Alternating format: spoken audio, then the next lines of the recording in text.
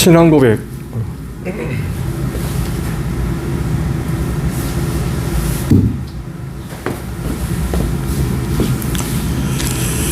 신앙 고백 우리 다 같이 하겠습니다. 나는 전능하신 아버지 하나님 천지의 창조주를 믿습니다. 나는 그의 유일하신 아들 우리 주 예수 그리스도를 믿습니다. 그는 성령으로 잉태되어 동정녀 마리아에게서 나시고 본디오 빌라도에게 고난을 받아 십자가에 못 박혀 죽으시고 장사된 지 사흘 만에 죽은 자 가운데서 다시 살아나셨으며 하늘에 오르시어 전능하신 아버지 하나님 우편에 앉아 계시다가 거기로부터 살아있는 자와 죽은 자를 심판하러 오십니다. 나는 성령을 믿으며 거룩한 공교회와 성도의 교제와 죄를 용서받는 것과 몸의 부활과 영생을 믿습니다. 아멘. 280장 부르시죠.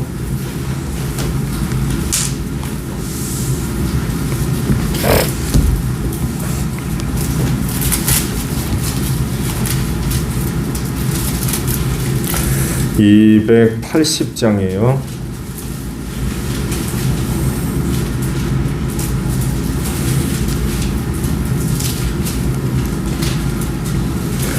전부여 의지합소서 손 들고옵니다. 주 나를 외면하시면 나 어디 가리까. 내 죄를 씻기 위하여 피 흘려 주시니 곧 회개하는 마음으로 주 앞에 옵니다. 전부터 계신 주께서 영축을 죄인을 보혈로 구해 주시니 그 사랑 안 없네.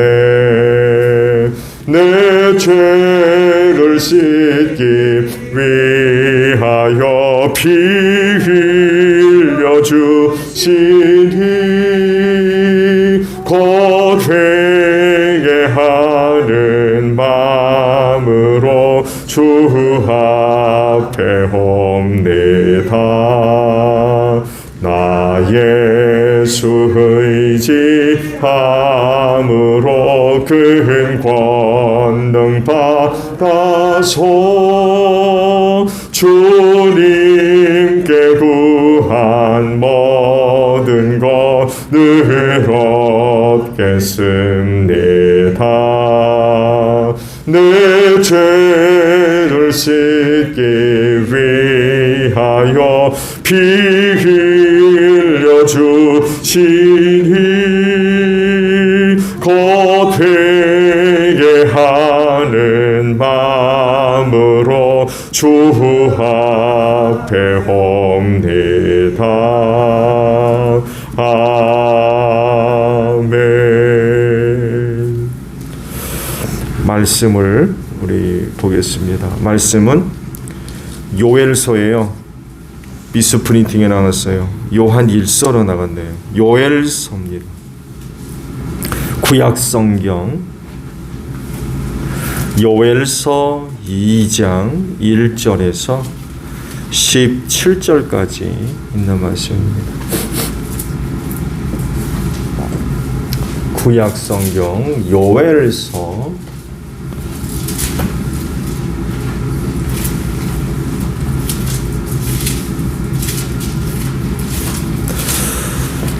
2장 1절에서 17절 저와 교독을 할까요? 요엘서 2장 1절에서 17절입니다. 너희는 시온에서 뿔나팔을 불어라. 하나님의 거룩한 산에서 경보를 울려라. 유다 땅에 사는 백성아 모두 떨어라. 주님의 날이 오고 있다. 그 날이 다가오고 있다.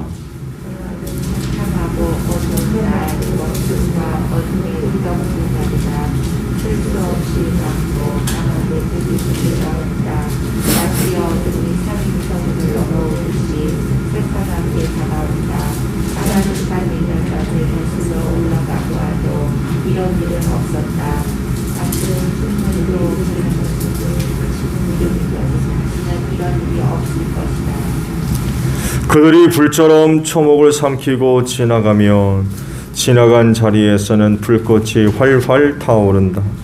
그들이 오기 전에는 이 땅이 에덴 동산 같으나 한번 지나가고 나면 황량한 사막이 되어버린다.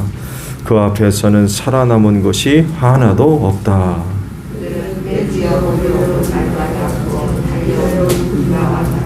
이 봉우리에서 저 봉우리로 달리는 소리는 병거의 굉음과도 같고 불꽃이 금불을 태우는 소리와도 같다.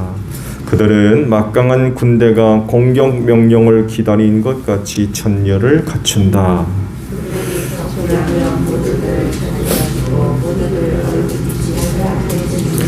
그들은 용사처럼 공격하고 군인처럼 성벽을 기어오른다. 제각기 줄을 맞추어 똑바로 전진하고 아무도 진로를 벗어나지 않는다.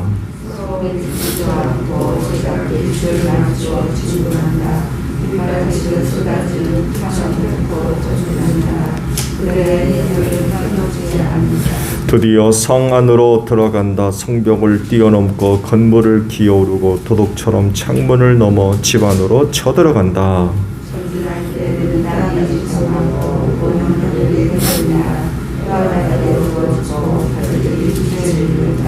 주님께서 큰 음성으로 당신의 군대를 지휘하신다. 병력은 헤아릴 수 없이 많고 명령을 따르는 군대는 막강하다. 주님의 날은 놀라운 날, 가장 무서운 날이다. 누가 감히 그 날을 견디어낼까?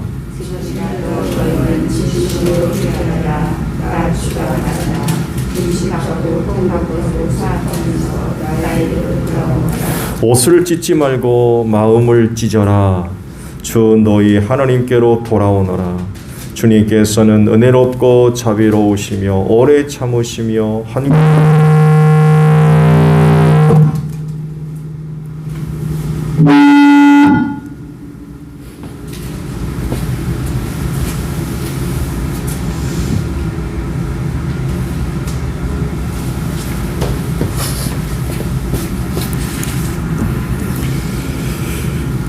(13절) 다시 봅니다. 옷을 찢지 말고 마음을 찢어라. 주 너희 하나님께로 돌아오너라. 주님께서는 은혜롭고 자비로우며 오래 참으시며 한결같은 사랑을 늘 베푸시고 불쌍히 여기는 마음이 많으셔서 뜻을 돌이켜 재앙을 거두기도 하신다. 오히려 복받을 베푸셔서 너희가 주 하나님께 복식견을과 구원의 증거를 받을 수 있게까지 하신 진리가 그러합니다. 너희는 시온에서 뿔나파를 불어라. 거룩한 금식을 선포하고 성회를 열어라.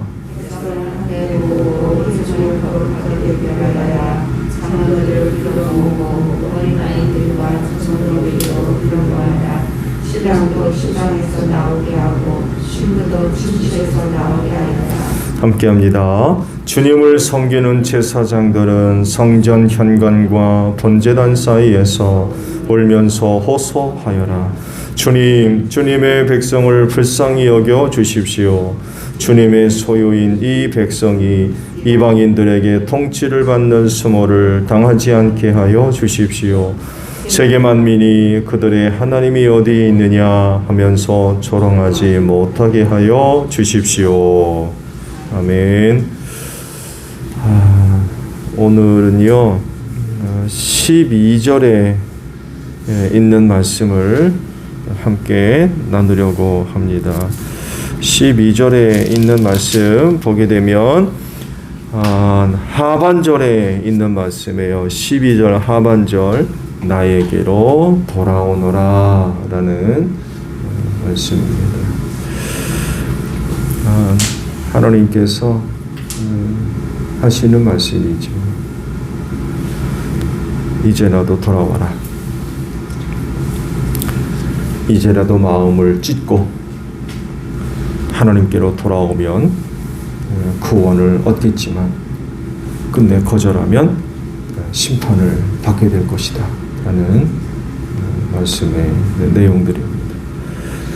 아시듯이 오늘부터 사순절이 시작해요. 그래서 그 첫 수요일이 죄의 수요일이라고 하는 이름이 붙어 있기도 합니다. 올리브 기름에 죄를 이제 섞어서 그거를 이마에 바르는 것이 기본이 돼서 죄의 수요일이라고 이름을 붙여오고 있어요. 이런 그런 그 행동들은 의미를 담고 있습니다. 나는 죄인입니다. 나는 의미가 있는 행동들이라고 그래요. 그래서 사순절이 시작하는 첫날에 올리브 기름에다 재를 섞어가지고 그걸 이마에 발랐다고 그래요.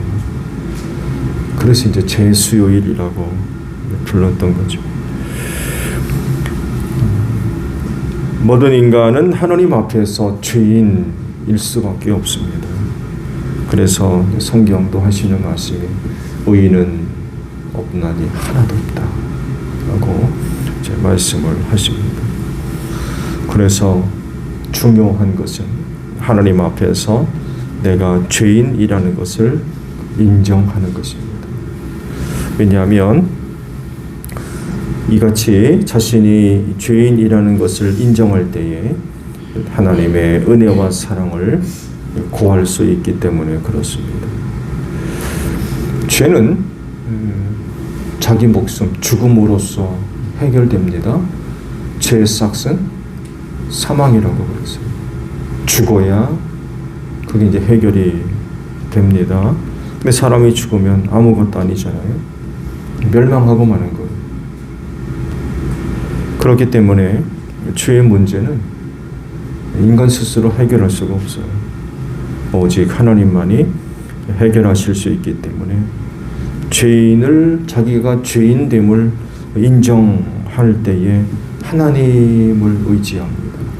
하나님의 필요성을 인식하게 돼 있어요. 근데 반대로 자기가 죄인됨을 인정하지 않으면 하나님 안 찾습니다. 필요성을 못 느끼기 때문에 그래요. 이것을 하나님도 잘 아세요. 그래서 하시는 말씀이 회개하고 나에게로 돌아와라 라고 제 말씀을 하시는 거예요. 죄인을 멀리하고 그들을 심판하고 멸망시키는 것이 아니라 그들의 죄를 용서하고 구원해 주시려고 나에게로 오라 라고 말씀을 하시는 겁니다. 그렇기 때문에 이 말씀을 순종해서 죄인된 인간은 하나님께로 나아가야 돼요. 그래야 하나님을 통하여서 그 죄가 용서가 됩니다. 그런데 과연 몇 사람이나 하나님께로 돌아오겠습니까?